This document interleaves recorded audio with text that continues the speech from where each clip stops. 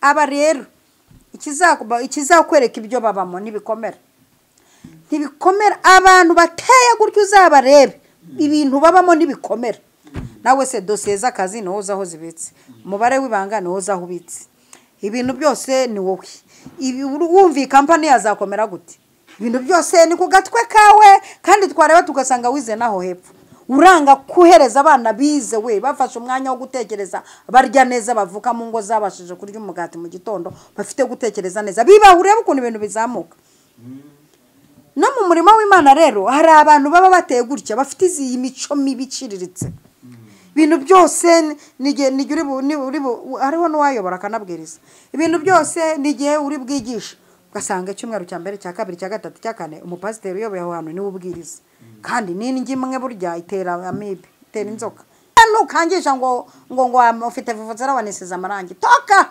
mufanagira ahantu ahagarara ugasakuriza iyo hari abantu rero baba ari n'abafana mu murimo ariko nabo bubahwe bazi kuduhururiza bazi kuduhururiza ibyo nagaciyemo ndashaka kwivugira yere ku buryo hari hakinzwe cyane turawuhagaritse mu izina rya Yesu Kristo uhagarara mbanze nice ababisha mbarangize aho ibitekerezo byawe bigera naho Imana igera iri jambo rirumvwa n'abantu bamaze imizi bazi ubwenge aho ibitekerezo byawe bigeza niho Imana ikugeza nimba ibitekerezo byawe bigifungiraniye ahantu hangana gutya urageraho niho Imana ikugeza Yesu uyu muntu ugira ngo agize gutya Imana ikamwuriza indege kamubwira iti wenda akabajya mu ivuga butumwa handi iyo agarutse asanga ibintu bye byasenyutse kuko yabyiyubakiyeho asanga abakirisitu bigendeye asanga bamwe bakunda uko ateye bigendeye birasenyuka hakaba n'abagenda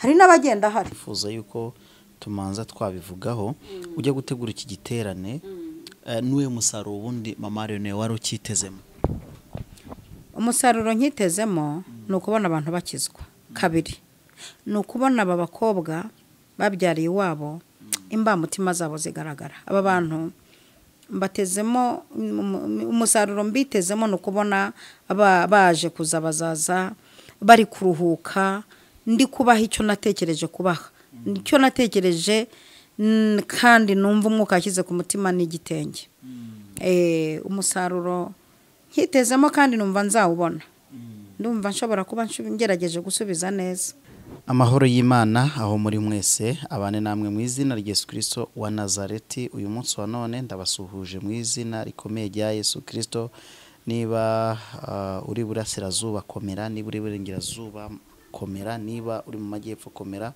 niba uri mu majyaruguru komera niba uri mu mujyi wa Kigali n'intara gatatu y'abadiaspora komera mukomere cyane kandi mu mwami wacu Yesu Kristo niho tubasha gukomera tugakomera by'ukuri yego nitwa Emmanuel Twishimire uyu munsi wa none nje kuri kamera za Evangeliste Mama Rene ndetse na Zamara TV uyu munsi ndagira ngo tuze kuganira na Mama Rene mwabonye mu kiganiro cy'ubushize hano kuri Zamara TV byagenze neza kandi Imana yabanye natwe mwarakoze cyane kuga comment nziza stress kira n'ubundi ndamubazane uraho neza Mama Rene acyabaho mvura stress cyangwa ndo muti wa stress uri stress kira uca stress ukazivura Imana nyihaye icyubahiro urumva ko intego ndi kugenda nyigeraho gake gake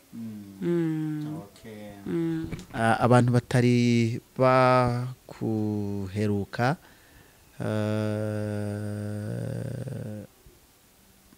basuhuza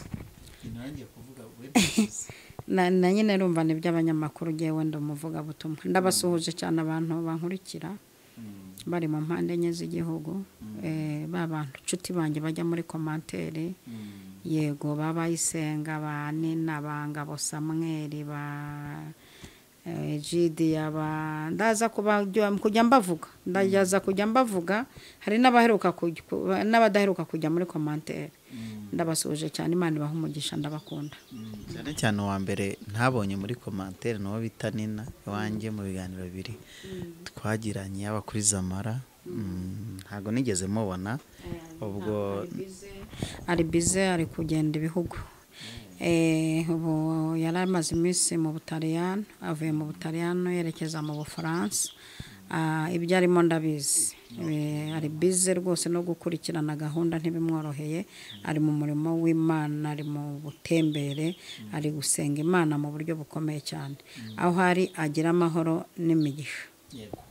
Reka mbwire umuntu wese waba adafite intege ariko akaba akurikiye kino kiganiro, ndakwaturiraho gukira mu izina rya Yesu Kristo, ndaturira ubuzima bwawe ko bugira amahoro n'umutekano mu izina rya Yesu. Uyu munsi rero ndakubwiye ngo ugiye kubana natwe, ariko iki kiganiro nutagisoza uze kumenya ko wahombye. We iki kiganiro ugitangire kandi ugisoze, niho biri buze kugenda neza, kandi urumva yuko ni stress kira. Twageze kwa stress kira, nta stress n'uguseka kuva tangira kujya dusoje. Ni ya magambo y'ubwenge aturutse ku ndiba y'umutima wuzuye umwuka wera. Haleluya. Tugiye kumanza mubaze n'utuntu nka dutatu gusa. Igiterane cyo kwa gatanu ukigejeje he? Igiterane cyo kwa gatanu kirarimbanije cyane cyane, ariko n'ubu kugira ngo umfatishe wabibonye ko byakugoye. Ni igiterane kirimo guhangana n'izinda zitateganijwe, izinda zitateganijwe z'abantu barimo batwangiriza abana, igihe barimo babashukisha ibintu, barimo murabizi tubiziranyeho. Ndumva mpagurutse nk'umuntu uje kwegera aba bana b'abakobwa bagize izi ngorane zo kubyarira mu ngo zabo. Hanyuma iki giterane harimo kubaha keya no gukora akajeste k'ubuhanuzi, kubakenyeza bakajya mu ngo zabo. Umuntu yaraje asanga ndimo ndagipanga cyane, canze natangiye gutekereza ntibi bintu nemeye ko babaye benshi, narinze ko batagera no kuri 20 bakaba bageze kuri 60, hakiza n'abandi. Ibi ni ibiki? Umuntu araza ati se wateganije kubaha gaki k'ubuhanuzi? Ngiye narose mbakenyeza igitenge bajya mu ngo zabo. Ati nanjye ndagushyiraho ibitenge 20. Yo, Imana imuhumugisha. Rero urumva igiterane kirarimbanije, gisabye imbaraga, kirabura iminsi mike, sundi ntikibura iminsi 2. Harabura iminsi 2 ngo gitangire, kandi ni igiterane kirimo abakozi b'Imana bafite amavuta, imbaraga zibohora. Imana haye impano zikomeye cyane, bazaba bahari. Harimo gusengera indwara zananiranye, harimo kwirukana imyuka y'akarande, harimo gusengera abantu bagakizwa, gusengera abantu igipimo cyo kwizera kikazamuka. N'umuntu wese uzi ufite indwara muganga amubwira ati gendere utegerereze mu rugo, uwo muntu aremerewe kuza. Ni igiterane abantu bazaba bakira gakiza, ni igiterane tuzaba duhangana n'uyu mwuka wugarije iki gihugu wizonda. Karibu, kirarimbanije, kirakomeje, gikeneye amaboko, gikeneye ibitekerezo, gikeneye amasengesho. Mu mpamaboko mwuka byaramwe. Sindimo mbabona abantu bo kuri izi mbuga zacu ko ntari kubabona, ko mucecetse. Mugire munyegere mumbwire muti harabura iki, tubigenze gute? Sindabona n'umuntu umbwira ati ngiye uzagutwara muri icyo giterane, unubujijwe kurira moto. Muramenye mwaka byaramwe, sinkurire moto mwantumiye mu macaci yanyu kubwiriza ngo nintegura nanjye igiterane nyurire. Mugerageze n'ufite imodoka avuga ati ngiye uzagutwara, atwara nabo batumirwa. Ngayo nguko nuko bimeze. Ujya gutegura iki giterane, yenda baze kutwihanganira nuko nifuza yuko tumanza twabivugaho. Ujya gutegura iki giterane, nuwe musaruro ubundi Mama Rene wari ukitezemo? Umusaruro nkitezemo ni ukubona abantu bakizwa. 2 ni ukubona aba bakobwa babyariye iwabo, imbamutima zabo zigaragara. Aba bantu mbatezemo umusaruro, mbitezemo ni ukubona baje kuza, bazaza bari kuruhuka, ndi kubaha icyo natekereje kubaha. Nicyo natekereje, kandi numva umwuka akize ku mutima n'igitenge. Umusaruro nkitezemo kandi numva nzawubona. Ndumva nshobora kuba ngerageje gusubiza neza. Ndumva ikibazo mumbajije nshobora kuba ngishubije. Ubundi iki giterane kijya gutegurwa n'ubwa mbere jewe niteguriye igiterane, nahoraga njya mu biterane byateguwe n'abandi. Nabonye abakobwa barimo baza babyariye iwabo, barimo bambwira, banyuzuyeho bambwira ngo ngo shangwa mama Mariyone nkabona umwana ambwira ngo uzi ko bambwiye ko nzapfa ntashatse undi akaza ati mama Mariyone uzi ko bambwiye ko niyo nagenda gute ngo wacari ibinyendaro nzabibyara mpaka undi akambwira amagambo bagiye bamutuka kandi ko kwabo batuyeho icyo ntazi babona n'umusore aje kugusara tubwo nongeye utwite indi nda babona utwite bati nibyo kwa nyirasenge barabyara cyane noneho mbona barimo barambwira ati twirukaneho aya magambo mabi batwatuyeho mbona ndi kuyabirukanaho menshi cyane numva ijwi rirambwiye ngo bakenyeze binjire mu ngo zabo niryo yerekwa mu kigikiri yerekwa ryanjye nta zindi nyungu ngamije no gushyigikira yerekwa abana b'abakobwa tukabirukanaho uyu mwaka ushushanya ariko harimo wawe ushushanya ariko bikubayeho ni muri urwo rwego murakoze uramutse ubonye abantu benshi ukabura icyo buriya ndabivuga gute ndabivuga muri ubu buryo hari igihe umuntu ategura bije y'ibyo yakerageje gutegura ariko rimwe na rimwe ugasanga iyo bije yamurushije intege uvuga ngo yamurushije intege nuko ushobora gutegura yenda ibintu ukabitegura uzi yuko yenda ari abantu 30 uzabona ariko ukabona abantu 100 urumva abantu 70 ntiwaba ufite ubwoba bw'uko iki kibazo naranakikubaje mu kiganiro cy'ubushize ntiwaba ufite ubwoba cyangwa se ntiwaterwa ipfunwe yuko uteguye ibintu ndabizi ko mama Mariyone mu kukwiyamirira kwawe kukwiyaminiya kwawe udakunda kuba waseba reka nere gukoresha ijambo guseba kuko n'Imana yabisebye ubwayo ahubwo nta pfunwe wagira ko wateguye ibintu by'abantu bakeya nka mama Mariyone tuzi ugasanga wateguye ibintu by'abantu bakeya ariko habonetse abantu benshi aho ntibyagaragara nk'ibintu wabyakira ute muri make ntabwo nabyakira hari ibintu nge ntajya nakira nababara nabwirega nimujye mureka ntimukatwakiriza ibintu byose nawe hari ibyo twakiriye n'umutima wazanatureka nukuri ibi bintu nimba ari ikintu cyambabaza kubona abana b'abakobwa narabahamagaye yewe ahubwo narinzi ko niba benshi batazagera no kuri 20 natunguwe nuko mbona liste imaze kuba ndende cyane kandi ni ibintu biciye mu mucyo ni ibintu niyambaje abayobozi bayoboye insibo bayoboye imidugudu ko ariho baca kugira ngo twemere koko ko ari byo ubwo rero liste maze kwakira liste nakirevuye mu bayobozi bonyine nini narakire numva ngize ubwoba ndavuga ni Imana se ko ibi bintu ubushobozi bunshiranye hataragera kuko numwe mu bavuga utumwe bazakora mu mwazaturuka no mu gihugu cy'u Burundi kandi agomba kuryama neza akarya neza agaherekezwa neza hanyuma sanugiza akantu kakikango ndavuga ntese Mana icyo kintu naragitekereje nk'ubu ibitenge nateganije kuba habinshiranye uwagenda atabibonye yavuga ati nubundi biracyankurikiye reba n'iby'Imana ari yateganije n'amahirwe naringize ndayabuze ibi ni ibintu nakwemera nkarya n'ideni ariko sinsebe urabizi ko mu buzima bwanjye mu myaka tumaranye giye ntakunda no guseba oya sinzongera no guseba ariko wansebye ariko ntasebye n'ideni nakwemera nkarirya kandi ibi bintu nabikoze n'umugabo twabiganireho arabishyigikira kuko akunda gushyigikira yerekwa ubwo n'ideni twarya twazafatanya kuryishyura ariko se ubu narya ideni ndi kumwe n'abantu bavuga bati mama Mariyone turagukunda birashoboka ko banavuga bati dukunda ibikuvamo ko ntitwashyigikira ibikorwa byawe burya hari umuntu ugukunda ariko ntashyigikira inzozi zawe aba nabo babaho turabafite umuntu akagukunda ariko akaba atashyigikira inzozi zawe ariko izi nzozi zanjye Imana nanjye tuzazishyigikira tubigereho Imana ibaho umugisha Yes murakoze cyane Imana amahoro ibaho umugisha kandi bishimiye cyane niba ushaka gutera inkunga mama Mariyone ukaba uri kuvuga uti yenda ngiye sinahamagara mama Mariyone kubwo yenda impano nkeya mfite ariko wamwandikira cyangwa se wamutera inkunga unyujije kuri Momo cyangwa World Limit Western Union na Riagram n'ahandi henshi hagiye hatandukanye.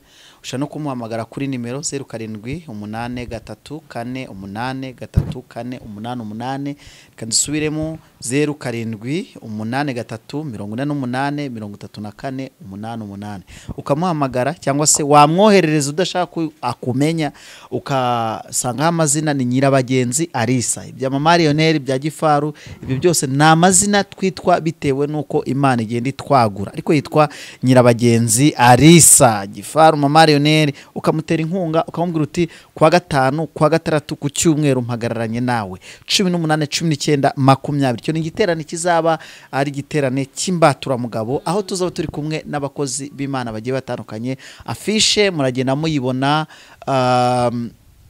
kuko ndagerageza kuyinyuza mu kiganiro murayibona. Na afishe iriho umupasiteri bita Rivera Pasiteri Ngamije, aho wamwigishije buryo ki baba mu murimo w'Imana kandi bakawukora nta byaha kandi bagakizwa, mu gihe abandi bafatanya ibyaha n'umurimo. Watumye uyu munsi wa none yitwa Mama Lionel Gifaru, akaba ahagaze nta mwotsi uramunukaho, n'abashaka kuyimunutsaho ugasanga rimwe na rimwe bayobewe aho babihera. Reka ngushimire ko ukurikirana hano kuri Evangelist Mama Lionel ndetse na Zamara TV. Imana y'amahoro iguha umugisha, nukuri mufate umuhe ikiganza, ariko se muhe ikiganza nk'ubwo wamuhaye ikiganza ko Imana izibuka ngo doruka, ariko Imana kubera ko amagambo agiye kumbana menshi reka be makeya. Ahubwo Mama Lionel umunsi wa none yateguye yuko atuganiza, nuko nari nkanyujijeho kugira ngo utazacikanwa. Ushobora gutanga network, ushobora gutanga umuriro, ushobora gutanga amazi, ushobora gutanga ibitenge 1000, ushobora gutanga igitenge kimwe, ushobora gutanga igice cy'igitenge, Imana ikaguha umugisha.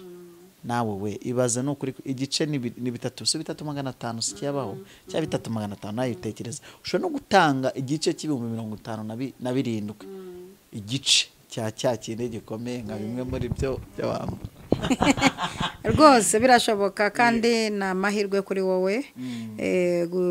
Biganza bitanga bihora hejuru, kandi twebwe tuzaherekezwa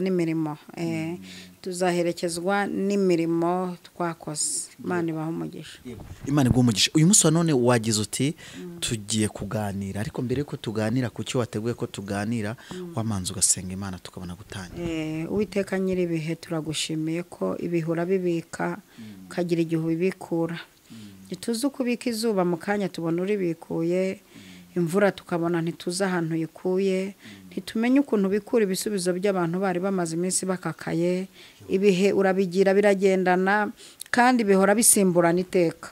Urakoze cyane. Ibihe by'amarira bijya bivaho, hakaza ibihe by'ibitwenge n'ibyishimo. Uyu mwanya umuntu udukurikiye tumukuye mu bihe bibarimo, tumushyize mu bihe byiza, tumwambuye ibihe bishaririye, tumuteretse mu bihe biryohereye. Urakoze Nyiribihe, ndagushimiye kubikorera kwiyubahisha. Bisenze nshima mu izina rya Data twese Umwana n'Umwuka Wera. Amen, amen. Yesu abaho umugisha mwinshi cyane. Ndumva ashaka ko uyu munsi tuganiriza abantu b'Imana, tubaganiriza inkuru dusanga mu gitabo cya Yosuwa igice cya 6. Tereka mikoro ahangaha, ubundi tuvuga Imana, twivugira amakuru y'Imana.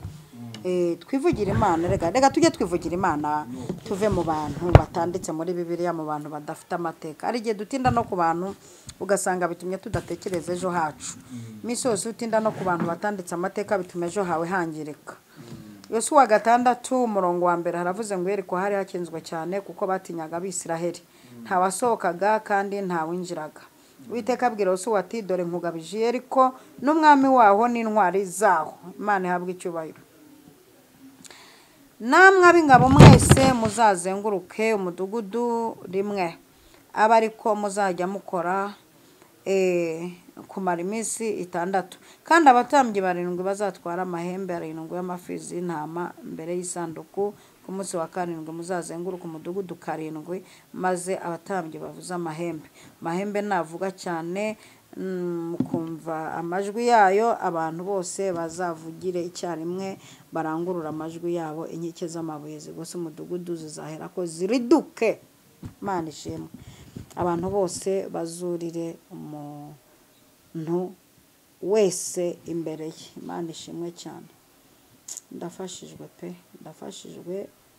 Umuntu wese udukurikiye amenye ko mfashijwe.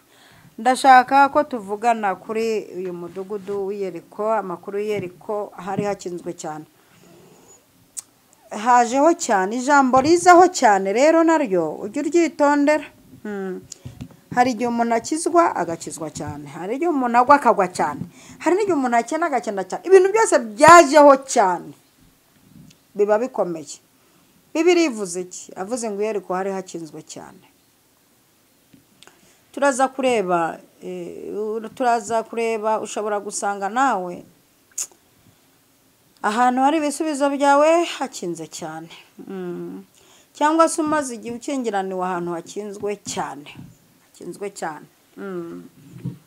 Aha Yosuwa, uyu mugabo nkunda cyane, Yosuwa wakoze umurimo, yigiye ku birenge bya Mose, yigiye ku birenge bya Mose. Yigiye ku birenge bya Mose. Hari abantu batagira aho bigiye. Turimo tuvuga amakuru y'igiterane, ariko igiterane nzagaragaza n'umuntu nigiyeho wigiye ku birenge byande. Mose yabaye umuyobozi mwiza mu kiyobozi cye yamenyereje Yosuwa. Yayoboye nk'umuntu uvuga ati ejo napfa, ejo nasaza, ejo najya ahandi, ariko reka ntoze Yosuwa, ejo nshobora gucaho umurimo w'Imana ntugwe. Arangije atoza Yosuwa. Rero aza ari umugabo watorejwe ku birenge bya Mose, kuko naho watorejwe harakonta. Yosuwa aza mu murimo yaratorejwe ku birenge bya Mose, nubwo yashyizemo agakosa ko kutagira uwo atoza, bigatuma mu rugo ufatwa abantu bahuka gusenga ibigirwamana. Ko kantu ni akadefo yakoze. Kandi hari abantu bafite umwuka wa Yosuwa biharira mikrofone, ugasanga icyumweru cya mbere, cya kabiri, cya gatatu niwe uvuga. Uyu muntu afite umwuka wa Yosuwa wo kutagira abantu amenyereza. Ejo nupfa bizasigarana nde? Ugasanga barikubiye, niwe utanga amatangazo, niwe usengera indwara, niwe usengera amaturo, niwe uvuga ijambo ry'Imana, niwe Yosuwa. Hari abantu bafite umwuka rero bimenye ibintu byose. Ugasanga nakora arashaka kuzinjiramo kuziyobora, ari umuyobozi, harimo arashaka kuzinjirira, harimo arinjirira ikidiyakoni, ibintu byose arashaka. Hari abantu ibintu byose baba bashaka kugikubira. Aba rero ikizakwereka ibyo babamo ntibikomera. Abantu bateye gutyo uzabarebe ibintu babamo ntibikomera. Nawe se dosiye z'akazi niho zaho zibitse, umubare w'ibanga niho zaho ubitse, ibintu byose ni wowe. Wumva company yazakomera gute? Ibintu byose ni ku gatwe kawe. Kandi twareba tugasanga wize naho hepfo. Uranga kuhereza abana bize we bafashe umwanya wo gutekereza, barya neza, bavuka mu ngo zabashije kurya umugati mu gitondo, bafite gutekereza neza, bibaho. Urebe ukuntu ibintu bizamuka. No mu murimo w'Imana rero hari abantu baba bateye gutya, bafite iyi mico mibi iciriritse. Ibintu byose hariho n'uwayobora akanabwiriza. Ibintu byose nigihe uri bwigisha, ugasanga icyumweru cya mbere, cya kabiri, cya gatatu, cya kane umupasiteri uyoboye aho hantu niwe ubwiriza. Kandi n'ingimwe burya itera amibe, itera inzoka. Ingimwe monaraye irananura, iragama. Ingimwe yatumye mu Egiputa bavuga ati duhaze mana, mugerageza mushyiramo n'akantu k'akanyama. Mana n'Uwiteka mupanga akanyama, duhaze mana. None uyu muntu uzahora imbere y'abantu ubabwirize wenyine, no kumubigiza mu cyumba ubwirize. Amatangazo ni wowe. Ibyakora rubyinje mutangiye kureba umuririmbyi ukererwa. Ariko ejo bundi nugira gutyo ugapfa, uzabuze kuzapfana n'ibyawe. Ibintu rero byubatse gutya nk'uko Yosuwa yubatse ibintu ntibirama. Ariko ndebera Mose wipfiriye agasiga yubatse Yosuwa. Yasize ibintu abishyize ku murongo Yosuwa akomerezaho, kandi Yosuwa yari afitemo n'akantu kuko ari indwanyi cyane. Yari yamutombo, yaravuga ati vraiment uyu muntu nitomboreye, arasigara ibintu bigende neza. Yosuwa arangije ashyiramo ako kantu kagakosa, n'abantu bino nabonye bagafite ko gushaka kumva ibintu byose ari bo. Kandi aba bantu reka nkubwire, undi mwaka bafite nta terambere bagira. Uyu muntu Imana ntiyamwuriza indege, ajya he? ajya he yarabonye akunze kubina uyu muntu Imana ntiyamuteza intambwe ngo imwagure mujyana ahandi ajya hese yigundirije ku bintu adashaka kubirekura ubundi Imana iguha ibingana nuko utekereza aho ibitekerezo byawe bigera naho Imana igera iri jambo rirumvwa n'abantu bamaze imizi bazi ubwenge aho ibitekerezo byawe bigeza niho Imana ikugeza nimba ibitekerezo byawe bigifungiraniye ahantu hangana gutya urageraho niho Imana ikugeza hese uyu muntu ugira ngo agize gutya Imana ikamwuriza indege kamubwira iti wenda akabajya mu ivugabutumwa ahandi iyo agarutse asanga ibintu bye byasenyutse kuko yabyiyubakiyeho asanga abakirisitu bigendeye asanga bamwe bakunda uko ateye bigendeye birasenyuka hakaba n'abagenda hari n'abagenda avuga ati twebwe umuntu wari uduhagaze imbere ariko hari umuntu wari uduhagaze imbere ntabwo bivamo twe dukeneye kurya twarariye herega abantu muhagarara imbere barariye ndogo yangu hari igihe mu bahagarara imbere barafashe umwanya baricara bajya kwiga ishuri rya Bibiliya ibyo uri gucurikiranya bazi kubicurukura nuko bakwihoreye bari kukureba mu gihorihori izo stili uri kwambara uri no hasi yabo rwose nuko bakwihoreye ariko uri umunyabwenge waba umuyobozi urera ukavuga utejo nta hari uyu yakora iki uyu yafunga ino defense muri make umuyobozi ni nk'umukaseri umukaseri mu ikipe abazizamu abavuga ati uyu mupira awufashe ni nka Sumako abaziruta abazi umwataka abazi umudefenseri abazi uyu yakina aha naha yakina aha naha ibintu by'imipira ndabiziho kuko birimo n'ikigisho gikomeye hari igihe umuntu yanga kuba umwataka ntaba umudefenseri ntaba umuzamu akaba umufana ko hari n'abafana kandi twareba abafana tugasanga abafana usibye gukoresha imbaraga zo muhogo nta kindi bagira ni ugusakuza gusa umufana arasakuza akaba cyakoze akabashiraho n'akantu ko kwisiga amarangi ariko umufana ntiyajyara kuri botike ngo akuzanire icupa ry'amazi unywe uwo ni umufana kandi abafana kenshi na kenshi ntaho banditse ariko umukinnyi aranditse afite aho yitoreza umufana ntagira aho yitoreza umukinnyi agira abaterankunga nta mufana ugira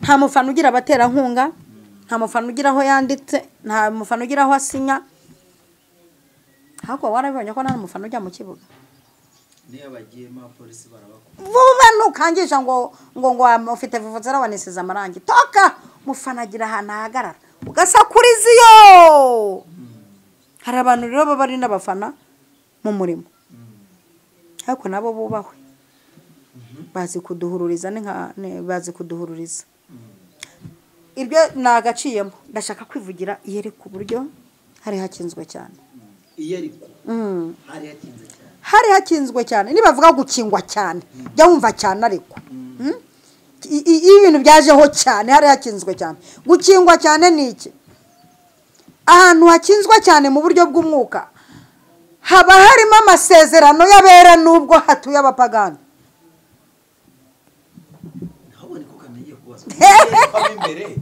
hari hakingiraniwe kimwe imbere cyane harimo urumva ahantu Imana yabikiye abantu b'Imana nubwo atariho bari amina amen ahantu Imana yabitse ibintu by'abantu ahantu Imana yabitse pasiyo z'abantu ahantu Imana yabitse umunezero n'umuteto n'ubudabagiro w'abantu nubwo bakibereye iyo ku mponde batemera no kuhakandagira haba harinzwe cyane haba hakinzwe cyane haba hari uburinzi budasanzwe ubundi ahantu hakingwa cyane n'ahantu habitse ibintu by'abantu bo bafite Imana umumaro kintu abanyamwuka nibo bari bumfashe kujya mu cyumba cy'umwuka bakumva icyo nshaka kuvuga kuri bo alleluya nibo bari bumva ibintu nshaka kuvuga kuri bo utaza kubona hari ahantu hakinzwe cyane bakaba bakubwira ko utemerewe no kuhagera ujye utinya ahantu hakinzwe cyane ariko ukaba ufite amahirwe yo kuhamenya haba harimo akantu kawe amina aho hantu haba habitsemo ibintu byawe kuko ahantu Imana abitse ibisubizo by'abera icya mbere hararindwa kabiri haramenyekana gatatu haratinyika haba hatinyitse kuko ibisubizo by'abera ntabwo Imana ibibikanwa aha feki hano Imana yatubikiye ibisubizo byacu ntabwo ari ahantu horoshye ntabwo bibitse mu bantu boroshye kuko natwe ntitworoshye nubwo babona ko tudafatika niko Paul yavuze ngo bavuga ko tudafatika ariko dutungishije benshi bavuga ko tutamenyekana ariko mu buryo bw'umwuka twarangije kubibirangirire Paul niko yavuze nubwo bavuga ko tutamenyekana tutazwi turi abastari tudusa nabi twambaye nabi ariko turi ibirangirire mu mwuka buriya Dawidi yabaye ikirangirira kiri hehe akiri mu ishyamba atarasukwaho n'amavuta ataraza gusukwaho n'amavuta kera yari yararangije kuba ikirangirire mu maso y'Imana ko azica Goliyati akaba umusitari bavuga ko tutamenyekana ariko turi ibirangirire ntidufatika ariko dutungishije benshi kuki ibintu byacantu bikingiraniwe ahantu birinzwe hari umutekano aho ngaho Imana iharindisha imbaraga zikomeye cyane ibisubizo byacu Imana ihabwe icyubahiro ndashaka kuvuga ku makuru y'Iyeriko kugira ngo banahatake byaragoye cyane uyu mugabo Yosuwa urugamba rwaramukomereye mu rwego yahagira pozisiyo yakoresheje arwana ziranga imbaraga akoresheje arwana baratsindwa aho bageze bakajya batsindwa bitewe na Akani igihe kiragera mu Uwiteka aramwica amugwa nabi kugeza ubwo uyu Yosuwa impamvu anzamo cyane yakoze ibintu nawe bimeze nk'uburwanyi nk'ubu bwa Yosuwa wagira ngo bonse bereremo Yosuwa uyu munsi umwe aza gukora ikintu gikomeye mu mateka ahagarika izuba aravuga ati zuba nawe kwezi please twumvikana nta magambo menshi muhagarare kandi icyo mbahagarikiye ndahita nyibabwira nukugira ngo mbanze ndwana urugamba nesha ababisha banje mu gihe ntaranesha ababisha banje mube muretse izuba sintuma bwira kandi sinremerera ko bubudika hatagira unyihisha muri gobzori sinshaka umwijimuza kandi twiyamye umwijima mu gihe tukiri muri uru rugamba rwo gusingira Yeriko yacu twiyamye umwijimuza tutaza uturutse tutazi n'abawusapotinga tutazi n'abawusunika turawuhagaritse mu izina rya Yesu Kristo uhagarara mbanze nice ababisha mbarangize Imana irebye uburyo Yosuwa ari kwikokinga uburyo yafashe umwanzuro ukakaye uburyo yahagaritse izuba rigahagarara kwezi kugahagarara ngo butamwirana hakagira abantu bamwihisha mu bihuru nibwo Uwiteka Nyiringabo yohereje umumarayika ushinzwe kumufasha kurwana Yosuwa yari yageze mu mavuta yo kuba yarangiza n'umuntu n'intumwa y'Imana ngo agize gutya abona ngo umugabo arashe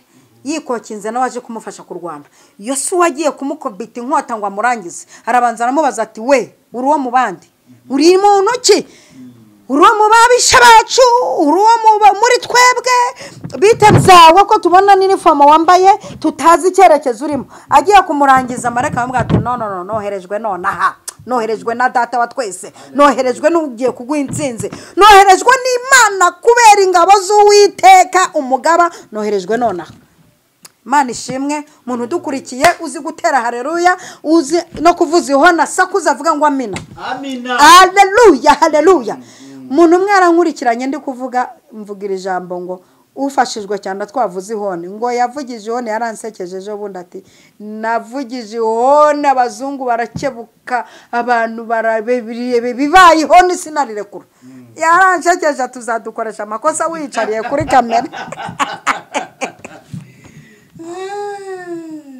ariko hagira ibintu bihagarara ubanza utabarwe hagira ibintu bihagarara Yeriko ibanza iriduke hagire ibihagarara ubanze wubake hagira ibintu bihagarara ubanze ubona akazi hagira ibintu bihagarara ubanze ushingirwe hagira ibintu bihagarara ubanze wake hagira ariko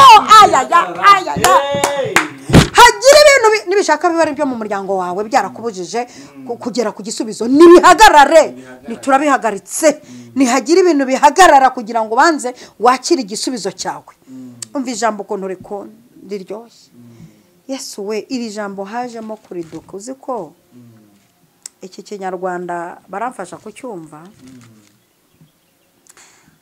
abantu benshi bazi ko Yeriko yaguye ngo arahirimye kubera ya systeme Uwiteka bigishije systeme bakoreramo yo kuzunguruka karindwi bacecetse ubwo urumva ku munsi wo guceceka gese nari kuba mari kuko guceceka birangora rwose pe hari abantu guceceka bigora nanjye ndimo kuko umuntu mubona mbashyugumbwa iyo ntashyugumbwa kuvuga ijambo ry'Imana mbashyugumbwa gusengera abantu mbashyugumbwa kwigisha abantu imishinga ngo batere imbere aho sinari kubonekamo ariko ku munsi wo kuvuza kamo baba marioneri na ba Miriam niho tuboneka nyanje kamwe Uwiteka babwira kuzunguruka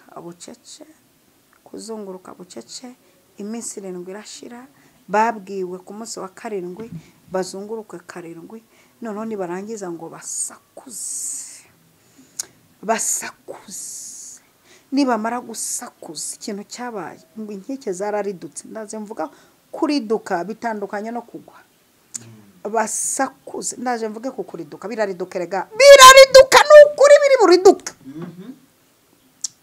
ngo musakuze ku munsi wo guhabwa igitangaza musakuze dusakurije ikikurwanya dusakurije icyafunze ingendo zawe dusakurije icyaguhagaritse ku kazi dusakurije icyabrotse umushahara dusakurije icyagusenyeye urugo dusakurije igituma abana bawe badatsinda dusakurije igituma utambara agatimba ngo winjire wawe dusakurije igituma urusengero rwawe rwafunzwe turagisakurije dusakurije umurozi ukugendaho uko bwije nuko bukeye dusakurije igituma udasama dusakurije igituma iyo ndwara idakira dusakurije kanseri dusakurije diabete dusakurije hypertension dusakurije potassium dusakurije za infection